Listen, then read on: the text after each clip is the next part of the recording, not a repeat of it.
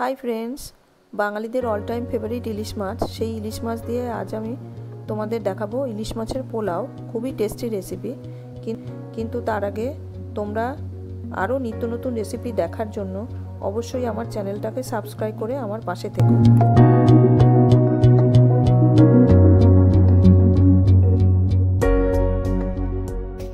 লাগছে সর্ষের তেল, লাগছে চাল, তারপরে হচ্ছে সানরাইজের শাহি গরম মশলা, লঙ্কার গুঁড়ো, হলুদ গুঁড়ো, জিরে গুঁড়ো, নুন। আর এটা হচ্ছে আমার হোমমেড গরম মশলা। তো সেই গরম মশলাটা আমি একটু দিয়ে দেবো, আর একটু দিলে গরম মশলা দিলে ভালো লাগবে। আর লাগে হচ্ছে এই কাপের আমি 5 গ্লাস লক্ষ্মীভোগ প্রিমিয়াম রাইস দিয়েছি, একটা গোটা নারকেল আর তেজপাতা আর গোটা গরম মশলা। আর লাগছে ঘি, কাজু কিশমিশ।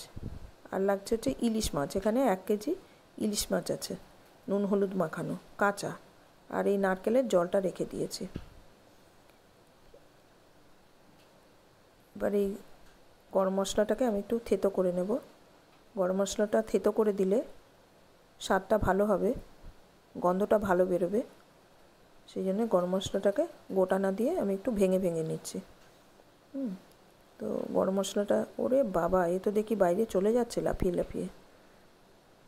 গরম মশলাটা আমি এখন একটু থেতোটা ভেঙে ভেঙে নেব, নিয়ে এই গরম মশলাটাও এর মধ্যে যাবে। এবার কি করব, এই চালের মধ্যে এক এক করে আমি সব মশলাগুলো দিয়ে দেব।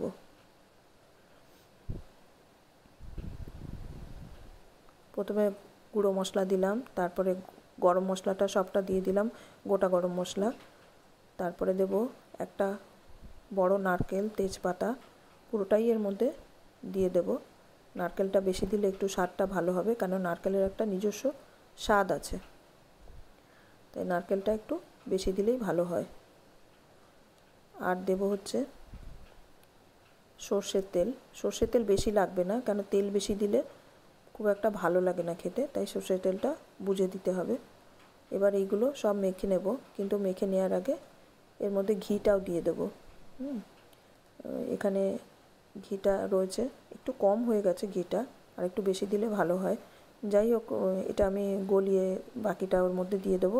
এবার এই চালটাকে ভালো করে মেখে নিতে হবে, কেন চালটার মধ্যে যত মাখবে চালটার মধ্যে মশলাগুলো যাবে, তাহলে মশলাগুলো এর মধ্যে স্বাদটা চালের মধ্যে ঢুকে যাবে আর কি। রেসিপিটা অ্যাকচুয়ালি আমার শাশুড়ি মার থেকে শেখা। উনি দেরাদুন রাইস দিয়ে করতেন না, উনি সিদ্ধ চাল দিয়েই করতেন। কেন হচ্ছে ইলিশ মাছের একটা নিজস্ব গন্ধ আছে, তো বলতেন যে দেরাদুন রাইসেরও একটা সুন্দর গন্ধ আছে।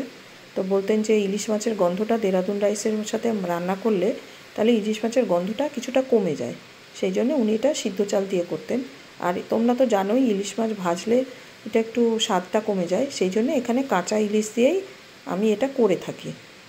তো এটা আমার শেখা হয়ে গেছে। এবার আমি যে গ্লাসে চাল নিয়েছি সেই গ্লাসেরই মেপে 9 গ্লাস জল ফুটতে দেব। জলটা আমার ফুটে গেছে। এই কাজু কিশমিশের মধ্যে দিয়ে দিলাম, পোলাও তো তাই একটু কাজু কিশমিশ দিতে হবে। এবার এই জলটা এর মধ্যে দেব, কিন্তু জলটা দেওয়ার আগে আমি এই ইলিশ মাছগুলো এর মধ্যে সাজিয়ে সাজিয়ে দেব।